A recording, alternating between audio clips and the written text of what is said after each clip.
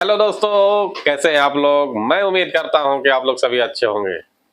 मैं आपको एक ऐसा वीडियो लेकर के आ रहा हूं जो आप लोग को अच्छा भी लगेगा और गार्जियन है बच्चे की तो खराब भी लगेगा।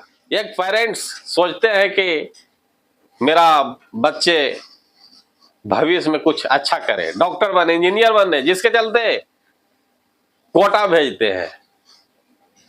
लेकिन कोटा में जाकर के क्या बच्चे लोग कर रहे हैं, एक वीडियो आया है, वायरल हुआ है, जिसको आप लोग देखिए।